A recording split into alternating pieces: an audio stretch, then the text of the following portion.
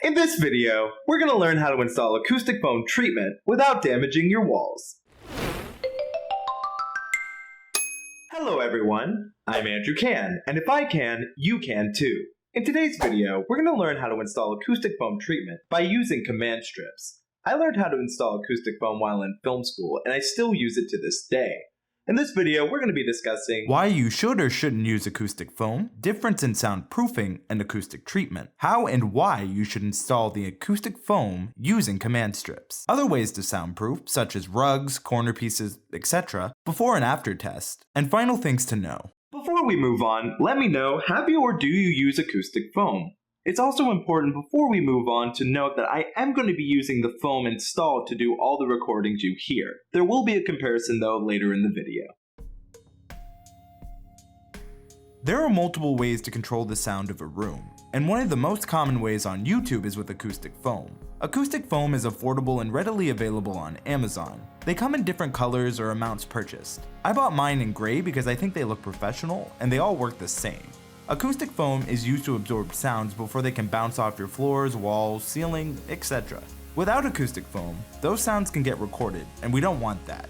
If using the foams correctly, all we will get in the case of this example is my voice, or direct sound to the microphone. There are some things to think about when using acoustic foam. For one, it's a fire hazard, and can cause a lot of smoke when it's burned. Another is that if it's not installed correctly, it doesn't absorb the sound and it just bounces it back, and can ruin recordings. But if you follow the steps here and install carefully, it'll work well. However, you can always hire a professional to install it if you're worried. However, there's a difference between soundproofing and acoustic treatment, and we're gonna go over that now. To simplify the difference, soundproofing is for lowering the sounds that go in and out of your room. You might want to soundproof if you don't want to worry about disturbing others around you, or if you're near a noisy highway and don't want to let that sound come in. Acoustic treatment is used to limit sound reflections within an area or room. This helps makes the sound recorded in that room sound better. Both soundproofing and acoustic treatment are important, but they are not the same thing. They can't do the job of the other, but they can be incorporated together. If you're getting these acoustic foam pieces to help quiet sound, it really won't help you do that. However, it will help you shape the sound of the room you're recording in. There are different ways to install the acoustic foam. You can use hammer and nails, foam tack, adhesive spray. However, those can all cause damage. And if you're like me in a space where you really can't use that, command strips are a great affordable solution. You can get this pack of 48 command strips like I purchased here for $6 USD on Amazon, and it's enough for exactly how many pieces I have. Command strips also can be removed simply without damaging the wall. I'll include a link to everything in the description down below for all the pieces I've used here. To install the acoustic foam using command strips, first, measure the area you wish to install the acoustic foam. That way you know if you have enough space. I've already done this and I know I have the space required. Second, no matter the command strip, you should clean the surface with rubbing alcohol. Do not use household cleaners. I've made that mistake in the past and it didn't work out well for me. Third, separate the strips and apply them to each corner of the foam.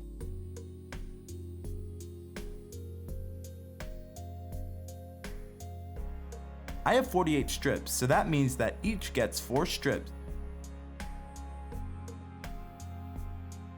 which is the recommended amount for the strips we're using.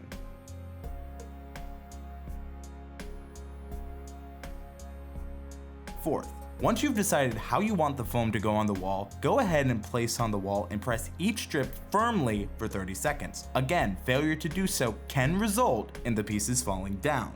Once you have done all of that, you are done with installation.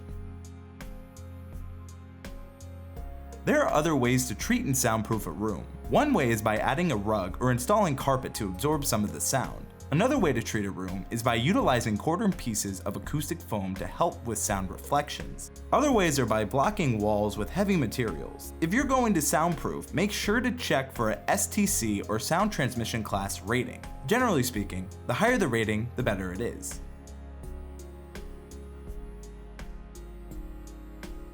For this, I recorded a voiceover and I am using the microphone seen here. It is the Rode NT1. For this, I am not going to be doing anything in post. I'll post what I'm saying on screen. So again, this will have no EQ or compression. It'll just be used to hear the difference in reverb before and after the soundproof panels. The cave you fear to enter holds the answer you seek, by Joseph Campbell. The cave you fear to enter holds the treasure you seek. I think the treated version sounds way better and has less reflections. I'll let you hear the treated version with EQ and compression. The cave you fear to enter holds the treasure you seek. Now that's much better than where we started. That's going to be all for this video today. If you enjoyed this video, please consider subscribing. Let me know, do you use acoustic foam panels yourself? If not, why? If so, also let me know why. If you use this video to install your own acoustic foam panels, I hope it was helpful. Let me know because I'm curious. I'm Andrew Can, and thank you all so much for watching.